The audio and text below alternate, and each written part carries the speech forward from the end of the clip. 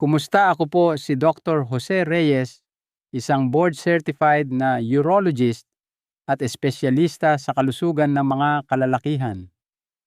Sa mahigit 30 taon na dedikasyon ko sa paggamot sa mga nakatatandang Ginoo, personal ko pong nasaksihan ang mga hamon sa kalusugan na kinakaharap ng maraming senior.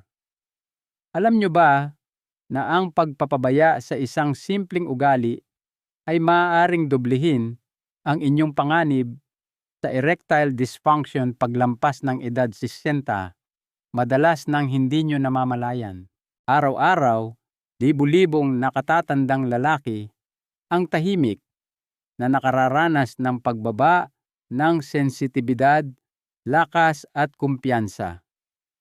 Madalas itong nangyayari dahil hindi sila naimpormahan kung gaano kahalaga ang pangangalaga sa isa sa pinakamahalagang bahagi ng kanilang katawan, ang kanilang ari. Marami ang naniniwala na ang kalusugan ng ari ay tungkol lamang sa sexual na aktibidad. Ngunit paano kung sabihin ko sa inyo na ang paraan ng pangangalaga ninyo rito ay lubos na nakakaapekto sa inyong sirkulasyon, kalidad ng tulog, at maging sa inyong kumpiyansa bilang isang lalaki? Ngayon, nais ko pong ibahagi ang 4 na mahahalagang tips sa pangangalaga na dapat gawin ng bawat lalaking higit sa edad 60. Hindi lamang ito tungkol sa pagpapanatili ng performance. Ito'y tungkol sa pagpapahusay ng inyong pangkalahatang kalidad ng buhay. Ito ay mga praktikal at suportado ng siyensya na hakbang na maaari ninyong simulan ngayon din. Walang tableta, walang mga pamamaraan. At kung mananatili kayo hanggang sa dulo, ibubunyag ko ang 2 karagdagang ugali na hindi pa naririnig ng karamihan sa mga lalaki, ngunit maaaring ito ang susi sa pangangalaga ng inyong sigla sa darating na mga taon. Bago tayo magsimula, siguraduhing pindutin ang subscribe button at i-on ang notification bell. Sa ganitong paraan, hindi nyo mapapalampas ang mahahalagang payo sa kalusugan ng kalalakihan na idinisenyo para mapanatili kayong malakas, kumpiyado at impormado pagkatapos ng 60. Kung nakita ninyong nakakatulong ang video na ito, pakitype ang 1 sa comments para ipakita ang inyong suporta. Kung hindi, itype ang 0 at ipaalam sa akin kung paano ko pa mapapaganda ang mga susunod na content para sa inyo. Ngayon, simulan natin sa una at marahil ang pinakapinababayaan na aspeto ng pangangalaga sa ari pagkatapos ng edad 80 ang pananatilihing aktibo ito. Dahil maniwala man kayo o hindi tulad ng inyong mga kalamnan o memorya, kung hindi nyo ito gagamitin, ito'y manghihina. Panatilihing aktibo ito o manganganib na mawalan ng silbi. Isa sa mga pinakakaraniwang pagkakamali na nakikita ko sa mga nakatatandang lalaki ay ang pag-aakala na natural lang humina ang kanilang kalusugang sexual habang tumatanda at wala nang magagawa tungkol dito.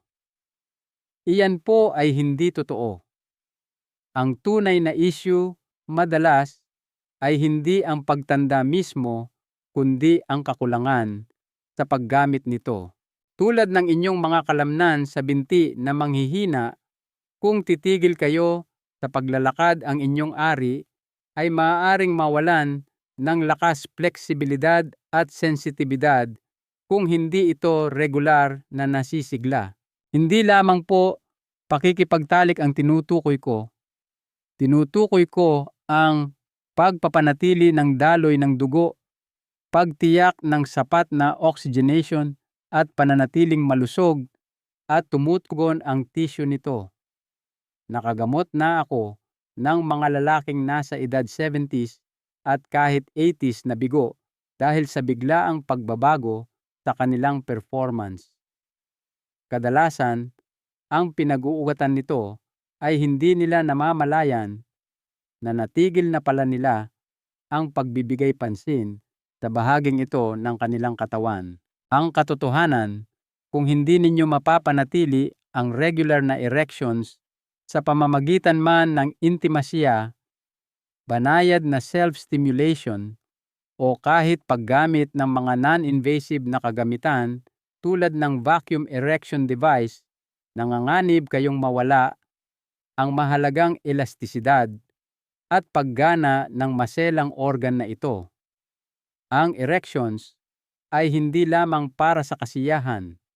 Ito ang natural na paraan ng inyong katawan para mapanatili ang sirkulasyon sa ilan sa pinakamaliliit at pinakamadaling masirang mga ugat. Kapag pinapanatili ninyong pinggate ninyong aktibo ang inyong ari, hindi lamang ninyo pinangangalagaan ang sexual na performance kundi pinoprotektahan din ang inyong kumpiyansa, ang inyong pagkalalaki, at ang inyong koneksyon sa inyong partner. Ito ay isang anyo ng paggalang sa sarili. Nagbibigay ito ng senyales sa inyong utak at katawan na pinapahalagahan ninyo ang inyong kalusugan at kayo ay nananatiling masigla. Ang mga lalaking sineseryoso ang payong ito ay madalas bumabalik pagkaraan ng ilang buwan na kapansin-pansing mas masigla, ibinabahagi na parang bumalik sila sa dati nilang sarili. Hindi ito dahil sa anumang milagrong gamot, kundi dahil muli nilang binigyang pansin ang sarili nilang biyolohiya. Kaya kung napabayaan nyo na ito, hinihikayat ko kayong magsimula ng dahan-dahan. Hindi kailangang pilitin ang anumang bagay. Mag-focus lang sa pagpapasigla ng regular na daloy ng dugo, panatilihing buhay ang koneksyong iyon at obserbahan kung paano positibong tutugon ang inyong katawan. Ngunit simula pa lamang ito. Kahit ang pinakamasusustansyang ugali ay maaaring masapawan ng isang tahimik na banta na nasa harap lang natin, isang bagay na binabaliwala ng maraming lalaki hanggang sa huli na ang lahat. Talakayin natin iyan sa susunod. Kung kasama ko pa rin kayo at nakikita ninyong kapaki-pakinabang ang mga tip na ito, mag-type ng 1 sa comments para ipaalam sa akin na determinado kayong pangalagaan ang inyong kalusugan. Ngayon magpatuloy tayo. Ang susunod ay maaaring ang pinakamadalas na nakakaligtaang hakbang. Unahin ang kalinisan, higit pa ito sa pagiging malinis lamang. Hindi ko na mabilang kung ilang beses na may mga lalaking nasa edad 60s o 70s ang umupo sa harap ko at nagsabing, Doc, wala pong nagsabi sa akin na mahalaga pala ang mga bagay na ito. Ang katotohanan, karamihan sa mga lalaki ay hindi naturuan na ang tamang kalinisan ng ari ay higit pa sa pagkakaroon ng malinis na amoy. Ito ay pangunahing tungkol sa pagprotekta sa isa sa pinakasensitibo at vulnerableng bahagi ng inyong katawan mula sa pangmatagalang pinsala. Pagkatapos ng edad 60, natural na numinipis ang inyong balat, maaaring humina ang inyong mga depensa laban sa impeksyon at hindi na kasing bilis bumawi ang inyong katawan mula sa iritasyon o impeksyon. Nangangahulugan ito na ang basta-bastang pag-aalaga sa kalinisan, lalo na sa singit, ay maaaring maging isang nakatagong daan patungo sa malubhang problema. Anong klasing problema? Pinag-uusapan natin ang talamak na pamamaga, masakit na impeksyon at sa malulubhang kaso kahit na kanser sa ari. Alam kong nakakaalarma iyan at sa totoo lang, dapat lang.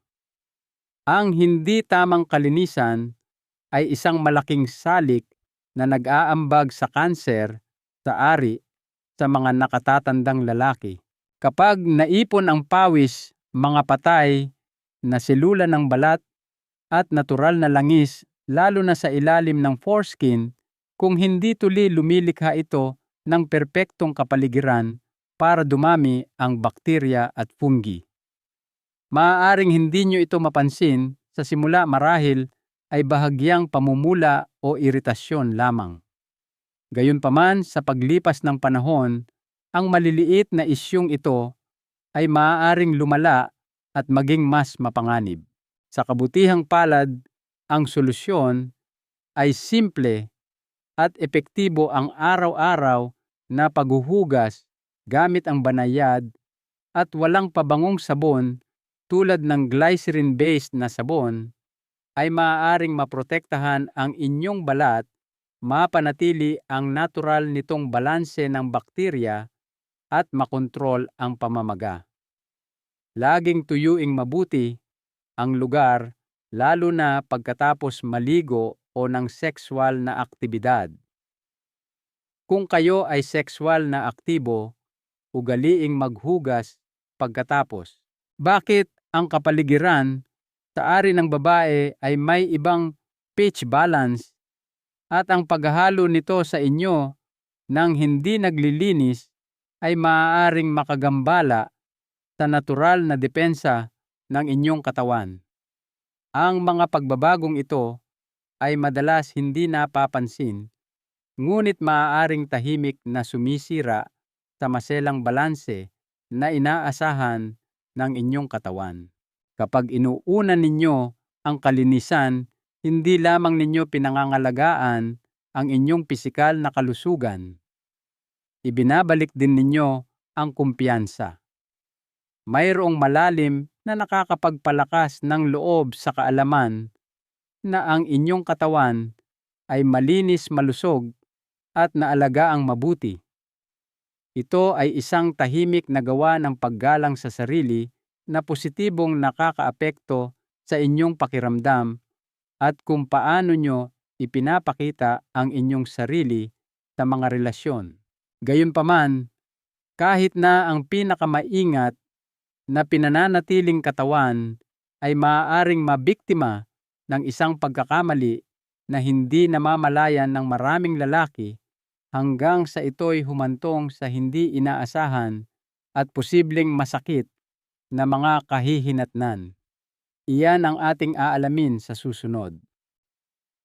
Iwasan ang pakikipagtalik ng hindi. Ganap na matigas ang ari, protektahan ito mula sa panloob na pinsala.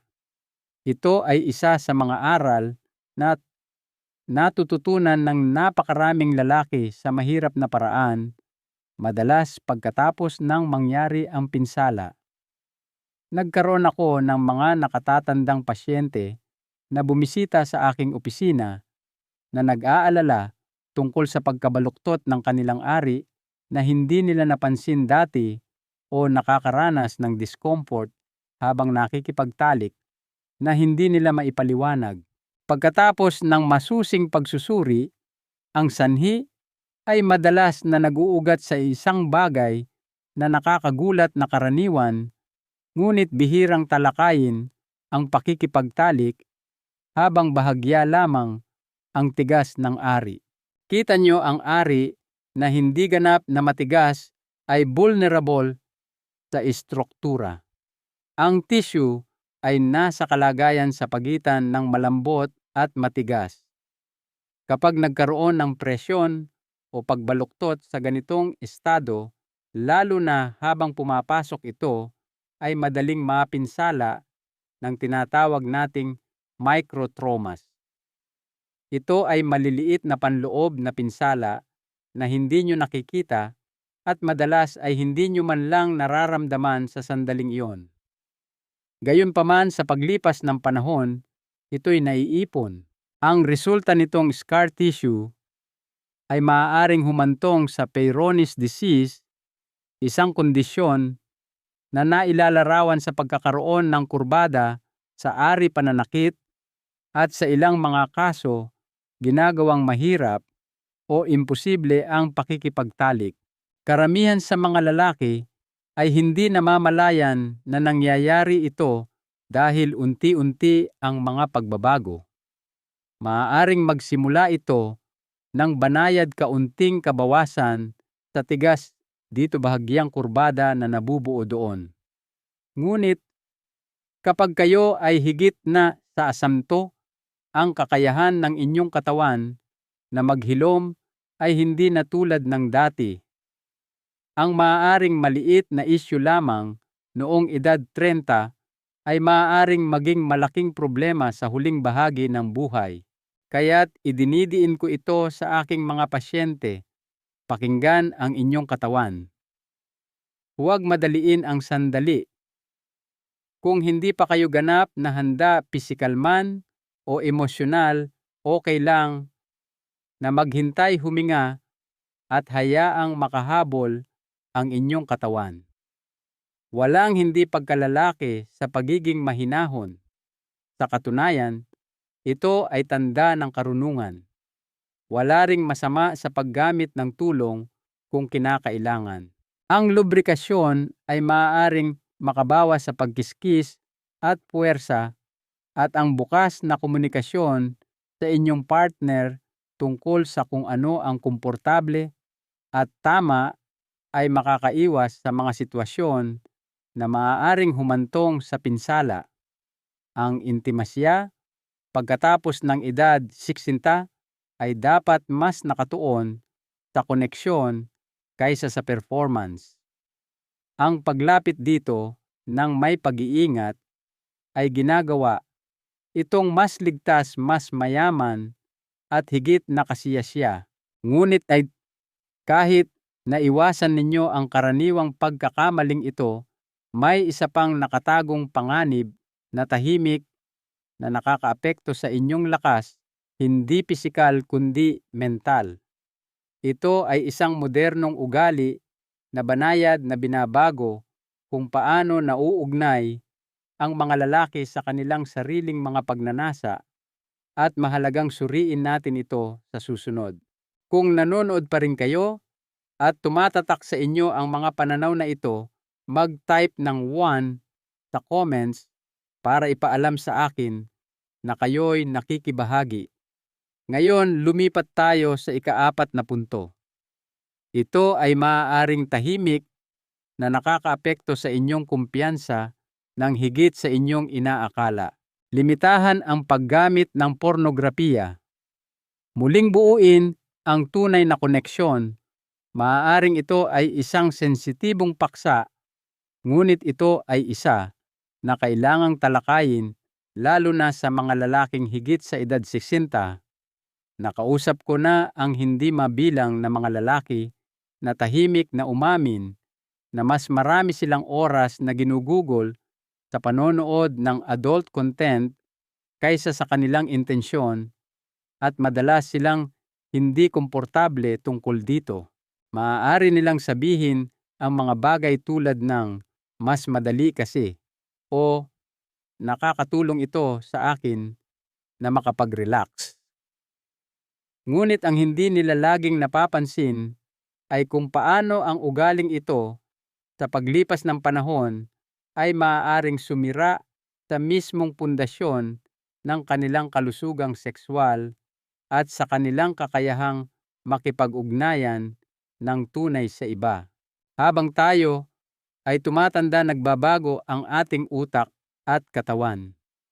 Ang maaaring madaling nakapagpasigla sa atin noon ay maaaring mangailangan na ngayon ng iba o mas partikular na estimulasyon. Kapag labis kayong umaasa sa pornografiya, umaangkop ang inyong utak. Nagsisimula itong iugnay ang pagka-arouse pangunahin sa mga pantasyang gawa ng digital sa halip na sa tunay na interaksyon sa buhay. Unti-unti ang tunay na intimasya ay maaaring magsimulang hindi nagaanong kapanapanabik, hindi nagaanong kasiyasya. Ang kislap na dati ninyong nararamdaman sa inyong partner ay maaaring humina, hindi naman dahil nawala na ang emosyonal na koneksyon, kundi dahil na kondisyon na ang inyong utak na asahan ang isang bagay na iba, isang bagay na mas matindi, isang bagay na artipisyal. Ang pinakamalungkot na bahagi ay hindi ito napapansin ng karamihan sa mga lalaki habang unti-unti itong nangyayari. Napapansin lang nila na mas matagal bago sila ma-arouse, hindi na tumutugon ang kanilang katawan tulad ng dati o ang pagiging malapit sa isang tao ay hindi na nagdudulot ng parehong pakiramdam. Nakita ko na ang pattern na ito ng paulit-ulit. Bagamat wala itong dapat ikahiya, ito ay isang bagay na sulit harapin. Kapag sinimulan ninyong bawasan ang inyong pagkonsumo ng pornografiya, kahit bahagya lang, may malakas na nagsisimulang magbago. Madalas ninyong muling matuklasan ang sensitibidad. Nagsisimula kayong pahalagahan muli ang tunay na haplos, ang tunay na koneksyon ng tao. Ang inyong sariling imahinasyon ay maaaring muling magising at kasama nito madalas na bumabalik ang inyong kumpiyansa at pagkakakilanlan. Hindi ito tungkol sa biglaang pagtigil o paghusga sa sarili. Ito ay tungkol sa pagbibigay sa inyong isip at katawan ng espasyong kailangan upang muling kumonekta, lalo na pagkatapos ng edad 60, kung kailan maraming aspeto ng buhay ang nagbabago na. Ang ganitong uri ng muling pagkonekta ay maaaring lubos na nakapagpapagaling. Nagsisimula kayong makaramdam na mas naroroon, mas buhay. Ang intimasya ay nagiging hindi na tungkol sa performance, kundi mas tungkol sa presensya, mas tungkol sa tunay na koneksyon. Ngunit kahit na namaster nyo na ang inyong mga ugali at mindset, may isang huling piraso pa ng palaisipan na madalas napapabayaan ng maraming lalaki. Hindi ito tungkol sa inyong mga gawain sa araw. Ito'y tungkol sa kung paano kayo natutulog sa gabi. At iyan ang magdadala sa atin sa ating unang bonus tip. Bonus tip 1. Baguhin kung paano kayo natutulog. Madaling balewalain ang mga tila maliliit na bagay, lalo na ang mga ugali na naging bahagi na ng inyong rutina sa loob ng mga dekada. Ngunit minsan, ang mga maliliit na ugaling ito ang tahimik na nagdudulot ng pinakamalaking pinagsama-samang pinsala. Para sa maraming nakatatandang lalaki, ang paraan ng kanilang pagtulog ay napapabilang sa kategoryang ito. Nagkaroon ako ng mga lalaking nasa edad 60s at 70s na lumapit sa akin na nagrereklamo ng discomfort, pagbabago sa sensitibidad o kahit pagkakaroon ng kurbada sa ari na tila lumitaw mula sa wala. Kapag sinuri namin ang kanilang pamumuhay, isang madalas na napapabayaang detalye, ang lumilitaw na tutulog sila na nakasuot ng masikip na underwear. Ngayon, alam kong maaaring mukhang maliit na bagay iyan. Anong pagkakaiba ang magagawa ng isang pares ng brief? Narito ang hindi napagtatanto ng karamihan sa mga lalaki. Habang natutulog, natural na dumadaan ang inyong katawan sa mga siklo ng pagka-arouse na nagre-resulta sa mga nocturnal erection o erection sa gabi. Ang mga erection na ito ay karaniwang hindi nauugnay sa mga panaginip o sexual na pagnanasa. Ito ang pisyolohikal na mekanismo ng inyong katawan para mapanatili ang malusog na daloy ng dugo at elastisidad ng tissue sa ari. Gayunpaman, kung ang inyong ari ay naiipit, nababaluktot o nahihigpitan ng masikip na tela habang nangyayari ang mga natural na erection na ito, maaari ari itong humantong sa paulit-ulit na maliit na trauma. Sa paglipas ng panahon, ang paulit-ulit na microtrauma na ito ay maaaring maging sanhi ng pagbuo ng scar tissue. Ang pagdami ng scar tissue ay isang pangunahing salik sa pag-unlad ng Peyronie's disease na maaaring humantong sa masakit na erections at pangmatagalang kurbada. Kapag ipinapaliwanag ko ito sa mga pasyente, madalas mayroong sandali ng pagkakaunawa na sinusundan ng sorpresa dahil napakasimple ng solusyon. Baguhin ang isinusuot ninyo sa pagtulog o marahil ay huwag na lang magsuot ng anuman. Bigyan ang inyong katawan ng kalayaan na kumilos ng natural sa gabi ng walang paghihigpit.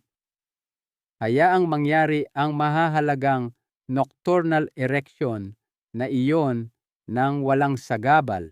Ito ay maliit na pagbabago, ngunit maaari itong makabuluhang maprotektahan ang kalusugan ng inyong ari sa pangmatagalan.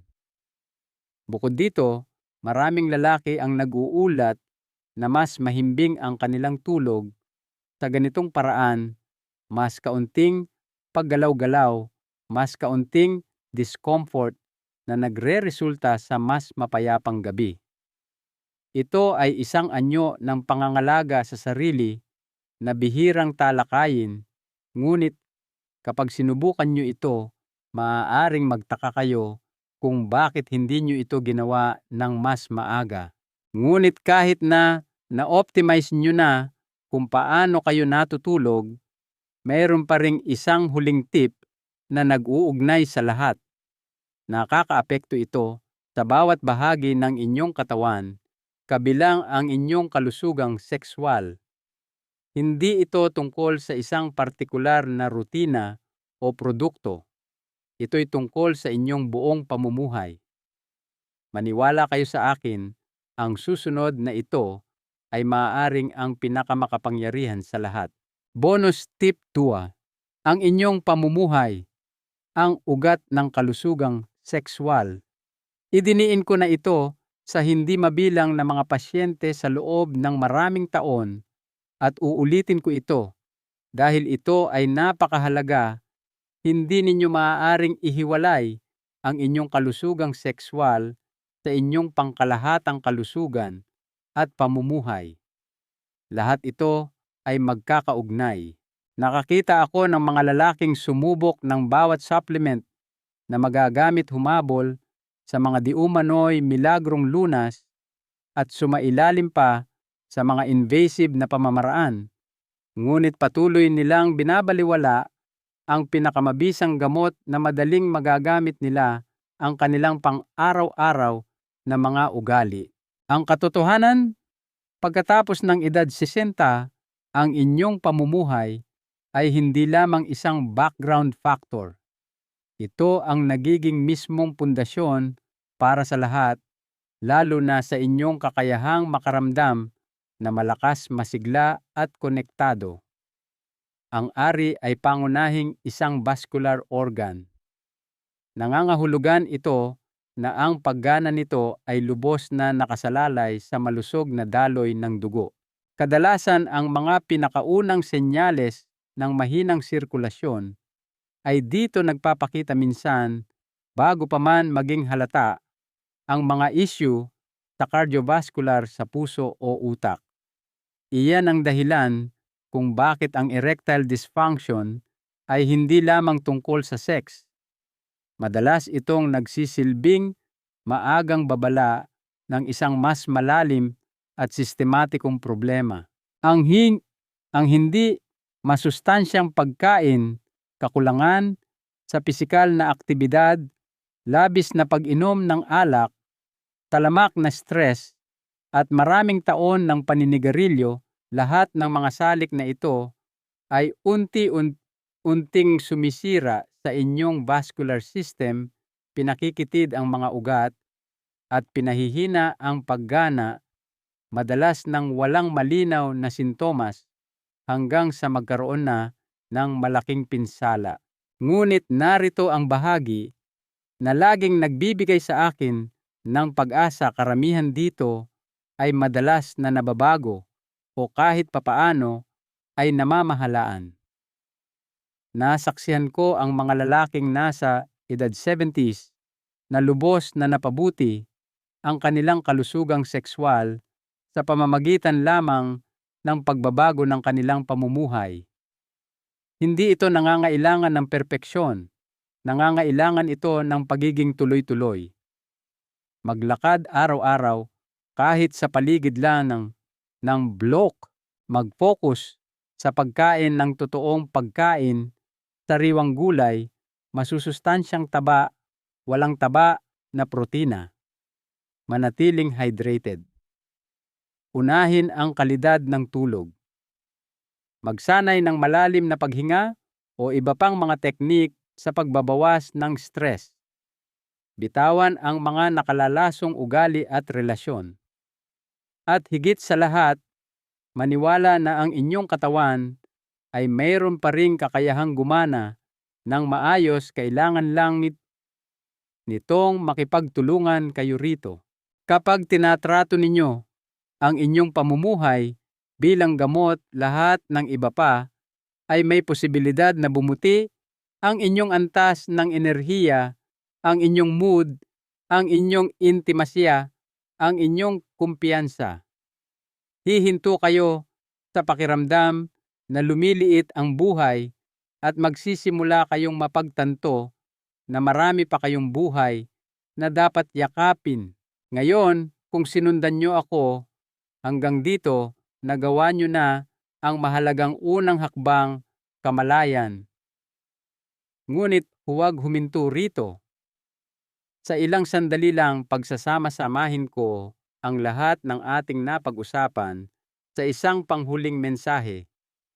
Isang bagay na personal na naniniwala akong kailangang marinig ng bawat lalaking higit sa edad 60 bago nila maramdaman na huli na ang lahat. Ang mas magandang kinabukasan ay nagsisimula sa simpleng pangangalaga. Kung umabot kayo hanggang dito, nais kong ipahayag ang aking taos-pusong pasasalamat. Salamat po hindi lamang sa pakikinig, kundi sa pagiging handang harapin ang isang paksa na mas gusto iwasan ng maraming lalaki. Nangangailangan iyan ng tapang. Ipinapakita nito ang antas ng paggalang sa sarili na madalas minamaliit sa mga nakatatandang lalaki. Nais kong tandaan ninyo ang isang bagay na napakahalaga, ang pangangalaga sa inyong ari pagkatapos ng edad 60 ay hindi tungkol sa pagpapaganda at tiyak na hindi ito tungkol sa paghahabol sa nawalang kabataan. Ito ay tungkol sa pagpapanatili ng koneksyon sa inyong sarili at posibleng sa isang partner. Ito ay tungkol sa pagpapanatili ng kumpiyansa at pagprotekta sa bahagi ninyo na nagnanais pa ring makaramdam na buhay pinahahalagahan at buo. Balikan natin ng mabilis ang ating napag-usapan. Ang pananatiling aktibo nito ay hindi lamang tungkol sa sex. Ito ay mahalaga para sa daloy ng dugo, kalusugan ng tissue, at pagpapanatili ng inyong pagkakakilanlan. Ang pag-uuna sa kalinisan ay isang simple at marangal na gawa ng paggalang sa sarili na pumipigil sa malubhang problema sa hinaharap. Ang pag-iwas sa pakikipagtalik ng hindi ganap na matigas ang ari ay maaaring mukhang maliit na detalye, ngunit maaari kayong iligtas nito mula sa sakit at kabiguan ng mga kondisyon tulad ng Peyronie's disease. Ang paglilimita sa paggamit ng pornografiya ay tungkol sa muling pagbawi ng inyong kakayahang tunay na kumonekta sa inyong sarili at sa isang tunay na partner. Pagkatapos ay tinalakay natin ang mga ugali sa pagtulog tulad ng pag-iwas sa masikip na underwear na maaaring maiwasan ang pangmatagalang pinsala dulot ng paghihigpit habang natural na nagkakaroon ng nocturnal erections. At panghuli ang pundasyon, ang inyong pamumuhay. Kung ano ang inyong kinakain, paano kayo kumikilos, paano nyo pinamamahalaan ang stress, lahat ito ay lubos na mahalaga. Ang mga pagpiling ito ay hindi lamang tungkol sa pagpapahaba ng inyong buhay. Ito'y tungkol sa pagpapayaman sa kalidad ng mga darating na taon. Ginagawa itong mas malakas at mas makabuluhan. Nakipagtulungan ako sa mga lalaking nasa edad 60s, 70s at kahit 80s na pakiramdam nila ay tapos na ang kanilang pinakamagagandang araw para lamang muling magkaroon ng sigla at kumpiyansa nang muli nilang kontrolin ang kanilang kalusugan. Masasabi ko sa inyo ng personal, hindi pa huli ang lahat para gumawa ng positibong pagbabago. Hindi nyo kailangang baguhin ang inyong buong buhay ng magdamag. Magsimula lang. Isang hakbang, isang ugali, isang mas mabuting pagpili ngayon. Dahil ang kalidad ng inyong buhay bukas ay tunay na nakasalalay sa mga pagpiling ginagawa ninyo ngayon. Ang inyong katawan-isip at mga relasyon ay nakikinig pa rin. Kausapin sila ng may pag-iingat at positibong aksyon. Hinihintay nila kayong magpakita para sa inyong sarili. At ngayon mayroon na kayong mas malinaw na landas kung paano iyon gagawin. Isang panghuling kaisipan mula kay Dr. Reyes. Ang pinakamahalagang aral na natutunan ko bilang isang doktor at bilang isang tao lamang ay ang maagap na pangangalaga sa sarili, ang pinakamataas na anyo ng paggalang sa sarili. Hindi ito pagiging makasarili. Ito ay mahalaga. Lalo na habang tayo ay tumatanda, ang malay na pagpili ng mga ugali na nagpapalusog sa ating pisikal at mental na kapakanan ang nagpapahintulot sa atin na patuloy na mamuhay ng lubos, kumonekta ng malalim at mag-ambag ng makabuluhan. Huwag maghintay na lumitaw ang isang problema bago ninyo simulang unahin ang inyong kalusugan. Magsimula ngayon. Pasasalamatan kayo ng inyong sarili sa hinaharap. Kung tumatak sa inyo ang mensaheng ito, pakitype ang oo sa comments sa ibaba. Pindutin ang subscribe button para maipagpatuloy natin ang paglalakbay na ito tungo sa mas mabuting kalusugan ng sama-sama, at pakishare ang impormasyong ito sa isang kaibigan, kapatid o sinumang lalaki sa inyong buhay na maaaring makinabang sa pakikinig nito.